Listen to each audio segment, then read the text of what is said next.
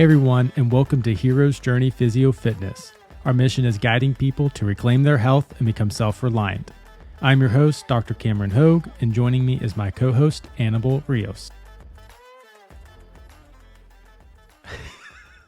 I almost said keep your mouth keep your filthy mouth away from the mic. Let me do the intro today, son. All right, we are going live in 3, 2, 1. We're keeping that, by the way. That's fine. I'm totally cool with that. Hey, everybody.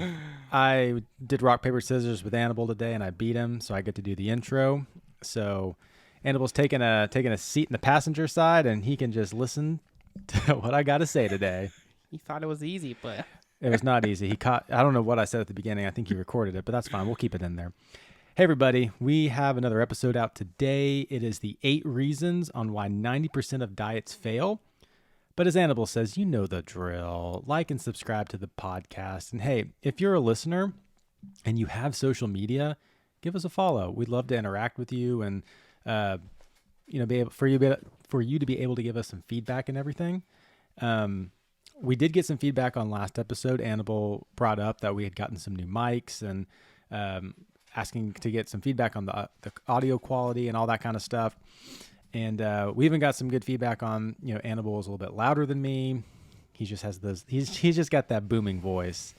God's plan. So we tinkered around. Maybe I'll be a little bit louder today. But yeah, Annabelle, what do we, I know we're going over the 8 reasons, but anything? You do sound a lot better, by the way. I appreciate that, man. Trying to keep up with my older bro over there. I realized that I knew that I was older than you, but I kind of forgot about it the other day when we were working out, and I was doing more weight than Cam. Oh my gosh. I was like, come on, big bro. He's like, you're big bro. I was like, oh, actually, technically I am, aren't I? You're older and bigger. But I'll take big brother status. That's totally cool, man. All right. So we've talked about how to maintain weight loss for life. We've talked about how to lose the first 10 pounds. We've talked about how to lose the 10 pounds after you lost the 10 pounds and beyond. Yeah. And we've talked about stress. We've talked about a lot of different things, but we haven't really ever said our thoughts on diets or which is the best diet. And there is a best diet, people. There is. Or the best of... Vegan. But we never really said this is what our thoughts on diets as a whole. And yes, as you can tell by the title, there's a reason. There's 8 reasons. There's more, but we thought these were the best 8 reasons why 90% of diets fail. So here are some stats that we wanted to read off for you. These are pretty sobering, by the way. Yeah, when I was looking at them, when we were looking at them, we're like, man, this is... it's bad. Everybody starts their diet, New Year's resolution in January, and by February, they kind of even forgot what their resolution was. Oh, yeah, if not before that. So, there are at least 100 diets, if not more.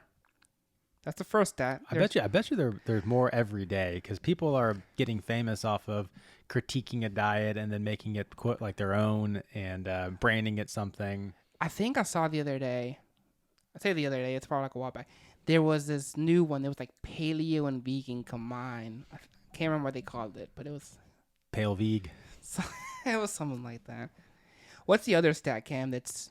The author was just... Oh, this one's pretty staggering. So, according to Harvard research, they found more than 160 million Americans are on a diet at any given point, and we drop more than $70 billion each year on commercial weight loss plans, supplements, and other pound-shedding measures, which I thought that's a lot. That's a lot. And when we say diet in this sense, it is actually, because diet actually just means the way you eat, if we're going to be technical on what the word diet actually means. Yeah. But I think in this sense, the researchers are looking at it as like, oh, I'm going on Weight Watchers, or I'm going on this. Keto, paleo, carnivore, whatever, insert the name. Yeah, and that's what they mean by diet. Like they're actually focusing on switching something and restricting something or whatever, and that's what they mean by diet in this sense. Yeah, no, definitely. And another one that I was like, I kind of knew this because from personal experience of hopping from diet to diet in the past is, here's another one that we want to read. So typically people last about 6 months on a diet. And if it's even more strict, it's a lot less than that. This is by Catherine Champagne. So it was a research. What a last name. I know, Champagne. Cheers. Hopefully we said it right. We probably didn't. But isn't that just staggering? No, I would totally. It makes believe sense. When I saw it, I was like, yeah, that sounds about right. No, that totally makes sense. I would agree with that. It made me think about me when I've done really strict diets. The most I've ever done it for was maybe 4 or 5 months. Okay, so you'd fall into this. Yeah, I was. As well. I was one of those numbers. You're just feeding Mrs. Or Dr. Champagne's research. It's true. So what would happen, which we're about to read, I would lose all the weight. Boom, lose, I don't know, 20, 30, 40, something more in that period of time. Yeah. And then, study by UCLA, where did it say? And where did it say, Cam? Well, in less than 2 years, 23% of people gain more weight than they actually lost. I can confirm. Which is pretty staggering. Now, again, there's 70% that didn't, or over 70% that kept the weight off. But you look at the next 2 years or more, 83% gained more than they lost. And then a final study showed that they followed dieters after 5 years, and 50% of them were roughly 11 pounds over their initial weight. So those are also pretty staggering. Oh, yeah. And we said 90% because there was more studies that we found that some said 90, some were saying 80, some were saying... So overall, I guess also you would say, well, what do you determine a successful diet versus not a successful diet? But we're thinking of long-term. Yeah, keeping the weight off. It doesn't matter if... I used to think, it's like, okay, I got the weight off. That's great. I met my goal. But we've had other episodes. That's not the goal is to have it off for the rest of your life. Yeah, I think that would be the most successful part. Because as we age, and as we age, things get harder. We start to lose lean muscle mass. Our metabolism does start to slow. Our body's not, regulating how it used to in terms of burning fat and building muscle. So some of these numbers are pretty staggering, knowing that a lot of people gain it back, and it's not getting any easier as we get older. So we want to we want to think long term. So what does this all mean then? Should we just give up, quit, say Yes. we're done? Yeah, probably so. No, but I guess one of the main reasons we wanted to have this. So you have the stats. People are always going on a diet. They can't stick to it. Let's talk about why. I think a lot of our past episodes, we've been really trying to dig into some of the whys. And I think this is a prime example of why we need to dig into it. Well, why in the world do 83% after 2 years gain more weight than they lost? It's discouraging. So I remember, I think we've talked about it. There was a time where I was watching something and I saw these numbers. And my thought at that point in time where I was in my life was, shoot, okay, I guess I am SOL. I can't do anything else. It's hopeless. But it isn't. And that's a rough place to be in. Yeah, it is. So, Cam, we want to discover or explain the why behind it to help you. Maybe you're having the same thoughts. Maybe you're in the same place and help you work through them. So one of the first ones is you don't know yourself. And what I mean by that, you maybe have tried all these different diets and it may have worked, it may have not worked, however you define that. And that's the first thing you need to realize is okay, why? Start asking some more questions. Why didn't that work? Now, I don't want you to use a typical, well, I didn't want it hard enough. I didn't try hard enough. Because, yes, effort and commitment are important, but there's more to them. Yeah, I would agree on that. I think white knuckling it can work for a little bit, but not long term. No, I don't think so. I think that's something that we've even talked about in the past. And we've talked about stress management. We had an episode on that. It could be the food's a coping mechanism for you. And if it is, you need to have a replacement. If not, your body's going to not respond in a good way. Yeah, so it doesn't matter if you're following a diet or not. If you don't know that you're actually eating because of something else and you're coping, then it doesn't matter what diet you're following. It's going to end up not working because there's an underlying reason on why you're eating. Yeah, no, I agree. So you need to know who you are, what you've tried in the past, what may have not worked, and try to figure out, your reasons, because your reasons for not working may be different than someone else's. I think so while this is point number one on why we think that diets fail, I think in the age that we live in, it's also hard to just have some like Sabbath time to just rest and to think and to actually ponder. Oh yeah, have stillness. Yeah, and have stillness and actually ask yourself these questions. You might think this is dumb. Like, why do I need to ask and if you're overlooking this is point number one on why we're giving while diets fail. And I think people just don't actually want to look inwards. They might be scared of what they find. And it's one of our mindsets is know yourself. Yes. I think I'm getting ahead of myself, but it's okay. You always do, so just let her rip. I think for any sustainable change that we try to make in our life, you need to understand yourself and what's going to work for you. A lot of times we try to find like a cookie cutter template that work for someone else, but it may not be yours. I saw this guy on Instagram, and he eats 12 eggs every morning, so that's what I'm going to start doing. And maybe you don't like eggs. That would suck. Like Cam when he was trying to do sardines for breakfast. I stunk the house up, and Robin was like, "Do I smell fish?" Yeah, they're sardines. Sorry. Are they good for you? Yes, but did it work for him? No. They did not. So you just got to find what works for you, and that's one of the things we mean here is you have to know yourself. So good question to ask. So take some time. We've talked about it in our mindset episode before is knowing yourself, and it has a lot more questions in there. But for this one, we want you to ask yourself, how did I get to my current weight? Yeah. It's a big question. I think even if you sit there and ponder that, even without anyone's assistance or help, you might be able to reverse engineer. That's exactly what we're trying to do here. And if you're not able to do that, then that might need some guidance. You might need to hire a coach and all that kind of stuff. Yeah. But yeah, start trying to reverse engineer. How did I even get to my current weight? Why? Just keep asking. It's like a kid always going, why, you know? There is a saying that I learned in business school is like the 5 whys. So it's what you said. Ask why 5 times. You do that enough, you're going to get to a deeper level of understanding. Yeah, I agree. What's the next one, Cam? All right, so our point number 2 on why 90% of diets fail is having a poor mindset. And this one actually is tough for me in terms of when it comes to like exercising and everything, because I do sometimes have this all or nothing approach. And I think a lot of people have an all or nothing approach to their diet, and that's just poor mindset on the issue. No, I agree. So with a poor mindset, what we mean is the way you are approaching this new journey. In this case, it's diet.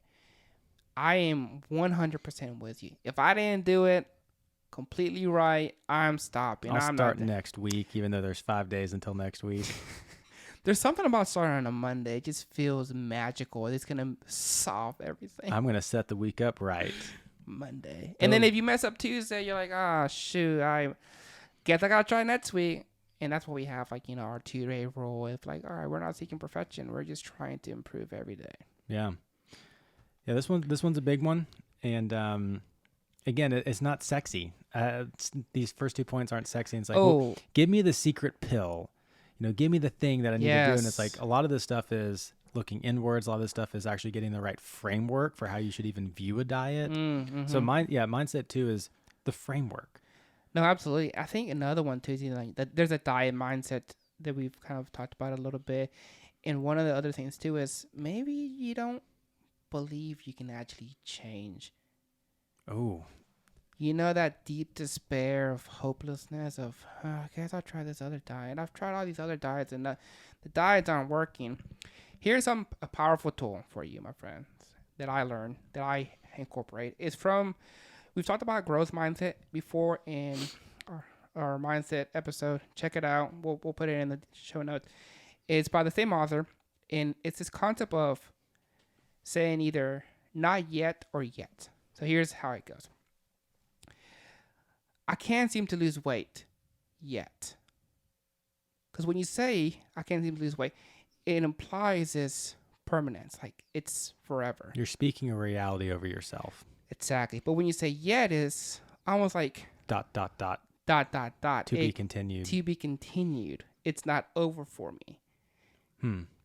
I like that a lot. That's just that's shifting your mindset. It is. It's giving yourself a good framework to actually achieve success. Yeah, and so whenever you face anything where you have a lot of self-doubt, you can say either yet or not yet, depending on how the sentence is structured. But we'll link the video. It's a little TikTok that I found very, very, very impactful that I Hey, enjoyed. TikTok's good for something, right? Oh, no, TED Talk, not TED TikTok. Talk. Oh, never mind. TikTok's not good for anything. TikTok, do you remember TED Talks? Wasn't that like the first big, like almost like podcasting space, I feel Yeah, like? I think for our generation. Yeah. TED Talks. TED Talks. TED Talk. I thought you said TikToks. TikTok. Maybe Ted started the TikTok. Maybe. So yeah, that's a China thing. so that's like a good shift of mindset. Just try to think of yet whenever you start getting into these mindset of like, oh maybe, yeah. We'll go into the next one. Okay. What's point number 3, Annabelle? So it's that short-term thinking, Cam. Explain that for people. So a lot of the times we, ask this question of, could I do this the rest of my life? And maybe even a short-term thing would be like, could I even do this the rest of the year or even the next 6 months? Could I even do this for a month? And I think sometimes we get really gung-ho and I'm going to start this new thing. So a good example of this, you get lost into the interwebs and on YouTube, and I'm a big YouTuber watching videos and stuff. And there's this diet called the animal-based diet. I think it's by Animal. No, maybe you will have a diet out there someday, Annabelle. No, animal-based diet. And it was super intriguing. You watch all these videos, you could go down the rabbit hole, all this stuff. And I was like, maybe I'm going to, I'm not trying to like lose weight or anything, but maybe I should just try this out. And when I was looking, so I was going to do it. I'd kind of start setting a plan and all this stuff. And then, I think this guy even had like a calorie calculator and all this stuff. And then I finally got to this point where I'm like, I think I'm thinking too short term. I'm not thinking long term. Like, could I sustain this for even a month? And then I was like looking at it more. I'm like, I don't think I could. Like maybe I could. But as I was thinking about it more, I was like, I definitely couldn't do this for like a year or something. Like my health isn't bad enough for me to like go to this sort of extreme. So I had to actually get out of that short-term thinking and think more long-term. Yeah, when you do short-term thinking, you're optimizing for speed. Oh yeah. And when you optimize for speed, which there's nothing wrong with speed, I'm not against it, but in this sense, what do you end up doing? You ask all the wrong questions. Instead of saying, like you said, how long can I keep this off? How long can I keep doing this for? You ask, how fast can I lose the weight? Yeah. You ask, what is the best diet? Is this food good or bad? And then you just get lost in the whole diet Lost game. in the sauce? Lost in the sauce. Annabelle learned what that meant a few episodes ago. Lost in the sauce. No, I really like that point about which is the best, because that is short-term thinking. It's trying to find out, oh, I found the thing, now I'm going to do it. And you're not thinking, could I actually do this long-term, or maybe even make it my own or whatever? So I like that a lot, Annabelle. Yeah, it's a big point. You optimize for all the wrong things. Another point that's, I think for me, we've talked about it so much, so we won't get into too much into all the details. You can check out all other episodes. It's not knowing why a diet works. Oh yeah. And why could this be problematic?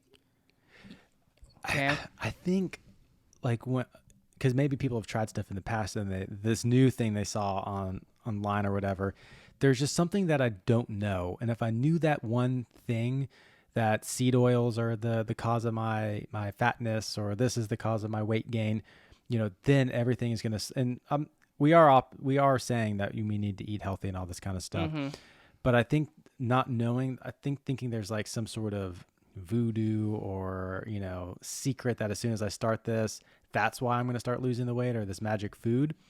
And that is not why a diet works. That's not why any diet works. They all have something similar and why a diet works, but I think people just don't know that. Yeah, and then you search, and you go from diet to diet, like you were saying. Yeah, then it didn't work, and then I jumped to the next one. Oh, it's because it was that diet. This other diet's different. So-and-so has 6 packs because of this diet, or has, I don't know. And they got a needle in their ass, and that's why they have that 6-pack. So why the diet? So we've talked about it. It's all about calories. Mm-hmm. Are we saying you can eat whatever you want? From a caloric standpoint, yes. Should you? No, you should still eat whole foods And we don't even want to get into that because then people say, well, how whole foods are you talking about? Are we going raw? And then don't get lost in the sauce. Yeah, and we're not saying that there probably isn't a more optimal, like some diets are probably better than others. You Yes. know, and people, this is their hill they're going to die on. I'm like, well, no, it's got to be keto because you don't want to spike your insulin, and then all sugar is the enemy. And while there is obviously some benefits of decreasing the amount of sugar you eat and all that kind of stuff, at the end of the day, the weight loss is going to occur because of a calorie restriction, and we don't want to underlook micronutrients, vitamins, minerals, electrolytes, all that kind of stuff that helps our cellular processes and helps our body function and all that. But at the end of the day, people have literally lost weight eating only McDonald's because they were. Have you seen the Twinkie study? No. Where a professor lost weight. He tried to prove a point that it was all about calories, and I don't know how long he did it for, but he was just eating Twinkies. Oh, that would be disgusting. But yeah, while you could lose weight, you're not getting enough nutrients in your body, so you're going to probably start feeling crappy. And we're not advocating for that either. No, we ain't Twinkies. But all that to be said, any other diet that you start is most of the time going to be better than the standard American diet. That is true. That's very true. What's the next one, Cam? All right, so point number 5. So that's 1 through 4 so far. Point number 5 is doing too much at once. Doing too much at once, and that's why diets fail. Yeah, you're not only just trying to change your diet, you're also trying to start a new gym routine. You're also trying to have a better sleep routine. It's like whenever you get on a health kick, you do a complete 180, and then what ends up happening, there's a learning curve too when you're doing all these new things, and you're trying to figure this out, trying to figure that out. Then you get overwhelmed, and then nothing sticks. Yeah. No, I think that's so true too. And then if you don't know yourself, that if you do have that all or nothing mentality and you do too much at once, now you got 2 points on why you might not, actually achieve the results of why the diet would fail. No, there's definitely overlap. So what we're trying to say is a lot of times we overcomplicate things. We overextend ourselves because I get it. I do the same thing too. Is you think you're able to do a lot more than you probably are, and then you start this endless cycle. Yeah. Annabelle, what's point number? Well, what's the tip on number 5 actually? Oh yes, and we're gonna talk about it a little bit at the end, but you need to start very, very small. And I don't want to spoil it, but a good analogy that I once heard that really put into perspective, and at the time I wasn't in a place to really listen to it or take it in, and the guy was saying he was trying to start flossing, and he said, you know what I did to start flossing? It's like it was something that I wanted to do, and I know you guys want to start flossing. I bet if you go to the dentist, you go in there with some bloody teeth. We have a dentist friend, and he says people come in and look like hamburger meat whenever they start flossing, and it all gets gummy and. So maybe you want to start flossing. So here's your tip. So this guy said, I just started flossing one tooth, and I did that for a week. Maybe he only had one tooth. Maybe he did. I can't remember where he's proud of that one tooth. But what he did is he started slowly progressing. I know that might seem extreme. Like, what do you mean only floss one tooth? But then he progressed to 2, 3, to the point where he did all of them. And we'll get more into that later. But yeah. All right. Next one is you don't know. We kind of touch on it, but your body goes through a lot of changes when you start a diet, psychological and also physically as well. We've kind of briefly touched on it, not knowing yourself. But for instance, if food is your tool for coping or going through life, you're going to have withdrawals. And if you don't have a replacement for that, it's going to be really hard. Yeah. For you. Almost like are you saying kind of like withdrawals? Like, yeah, withdrawals. Like you don't know like why, like sometimes when people cut out caffeine and they're like, why do I have this headache? Why do I have this? Or like, why am I craving a certain food? And yeah, not knowing why you're having some withdrawals. Yeah, there's definitely going to be a withdrawal, especially if you're going from a sad diet to something else. It's most likely getting rid of a lot of that. There is going to be withdrawals. And that, that also can go into doing too much too soon, like Mm-hmm. removing everything versus like this week, I'm going to remove this. And then a couple weeks later, I'm going to remove this and actually making it more manageable. And, I think that's a good point too. No, it definitely is. So it's a good point to keep in mind. So just try to be mindful in the way that food plays in your life and how there is going to be a detox period, depending on how drastic you're trying to. Oh, especially if you do something like keto or low carb and your body's switching fuel sources, like they call it the keto flu. Like you're going to feel bad for a couple days or a week or something like that. And that would be normal with the diet. You got to do your own research and all that kind of stuff. But yeah.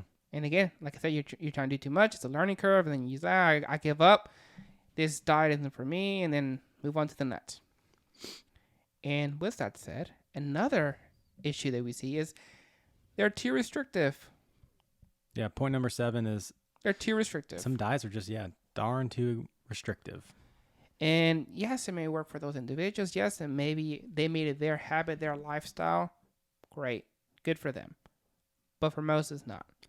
Yeah, I think on some of the really restrictive diets, I think, at least in my personal opinion, I'm not quoting any data or research here, I would say that the more restrictive ones are maybe better for people who have hit like the lowest, like their low point, whether they have to lose 100 pounds, there was a health scare, and it's like, I really have to get on something really restrictive.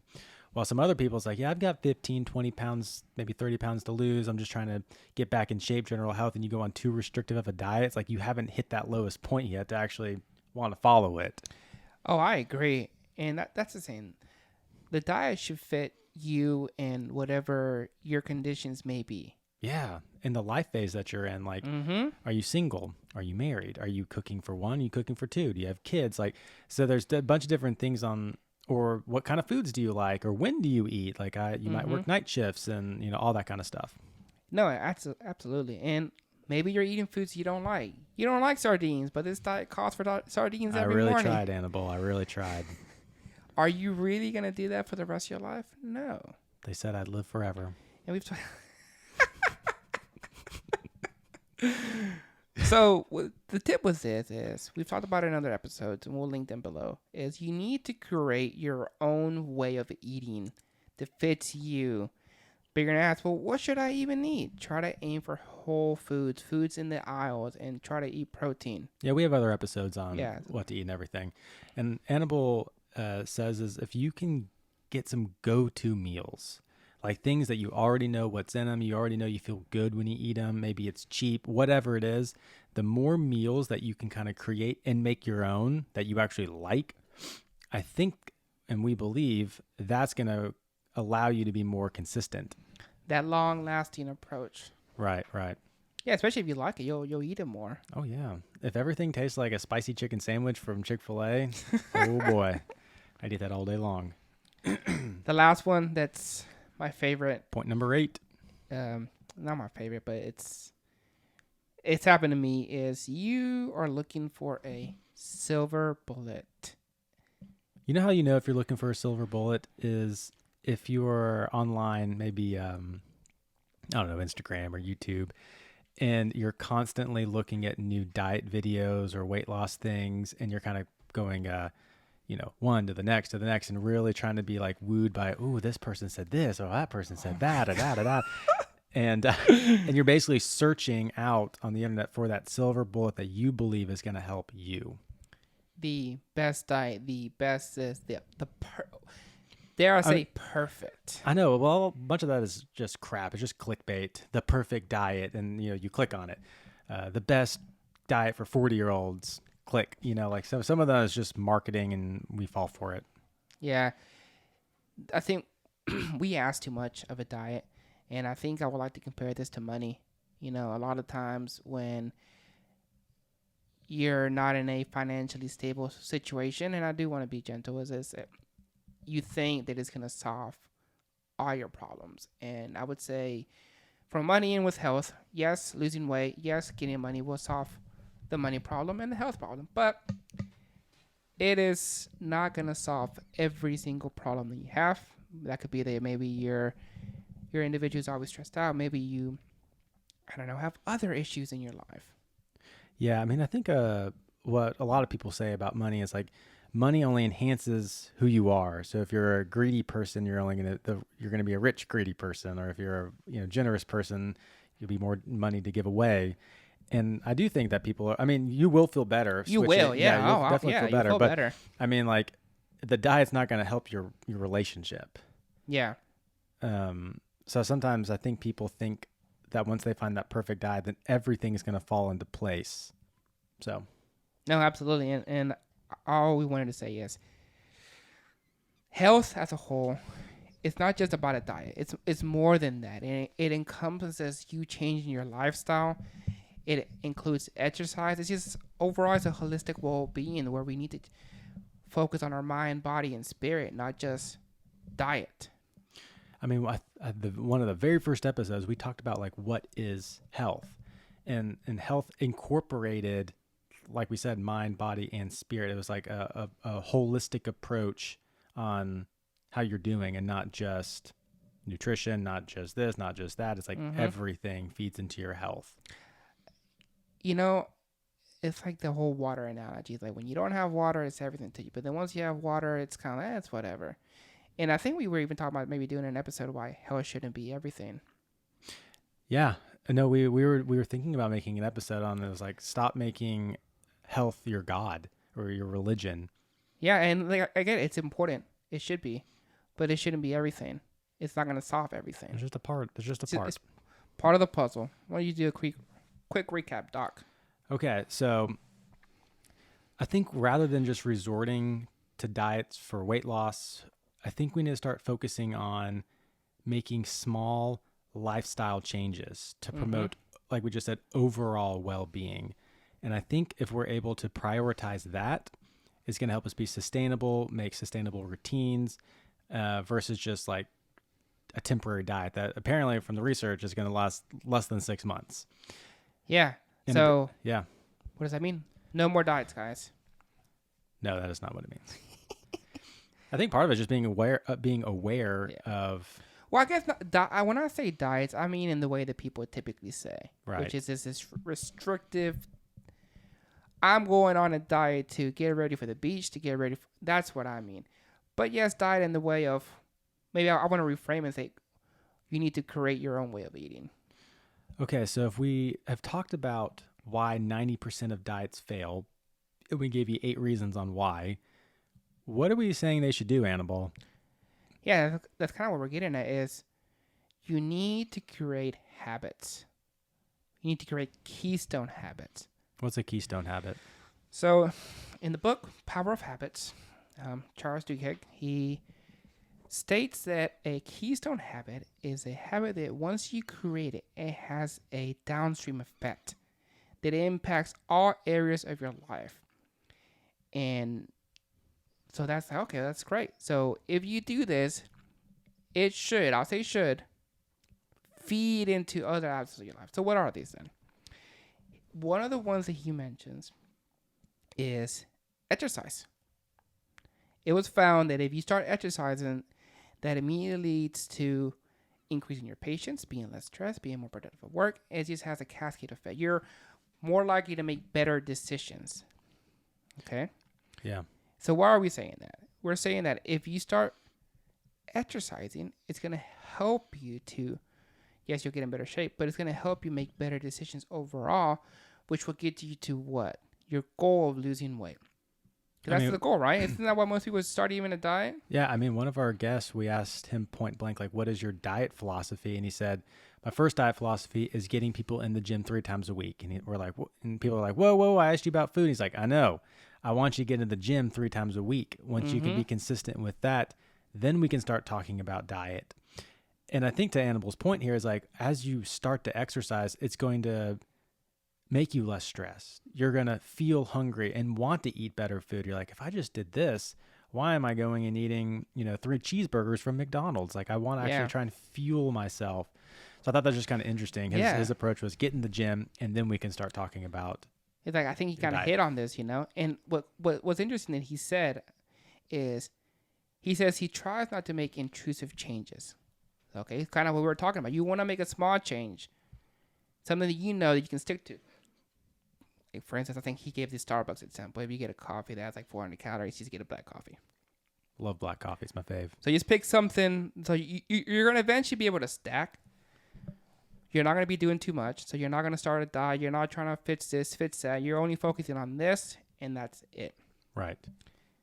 The other option you have is food journaling. That's a little bit more straightforward. You're journaling everything you're eating. You're not worrying about how much you're eating. You're just writing everything down. Yep. And what that's going to do, let me back up a little bit. A lot of people say you should do intuitive eating. I agree. But how do you get there?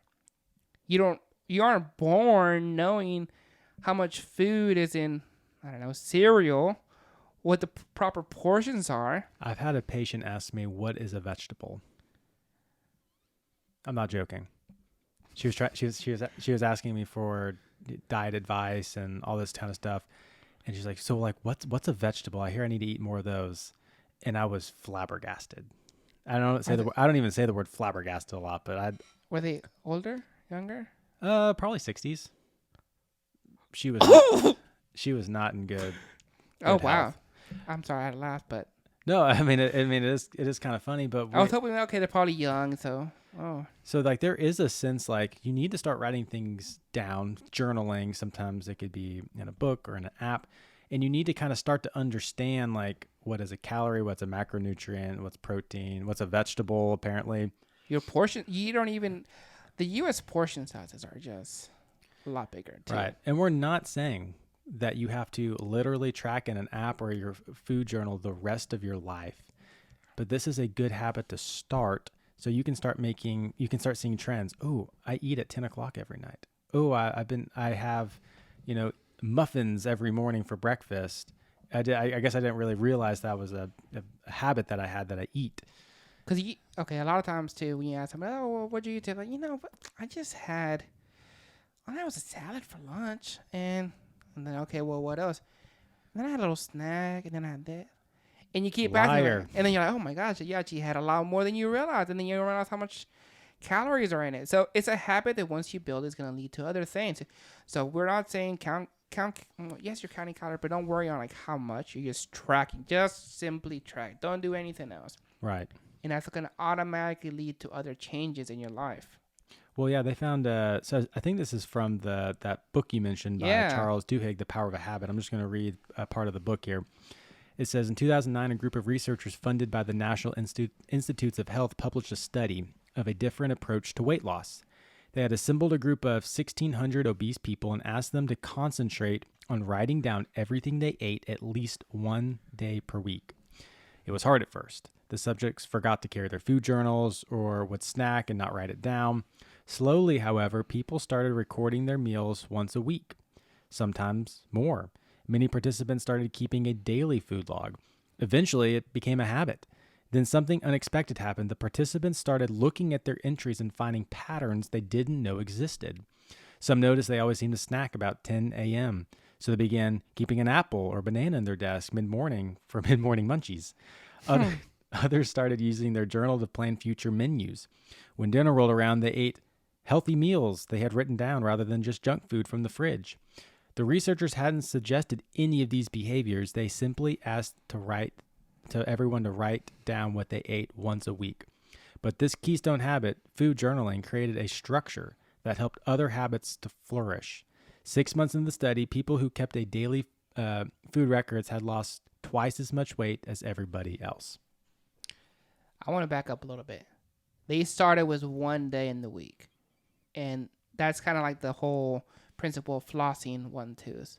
It's so small. And we're going to have, I don't know, we're going to have a whole separate episode on how to implement habits. We don't want to overwhelm it in this episode. But you start small, and then you keep stacking. And then it's like it's flowing on its own.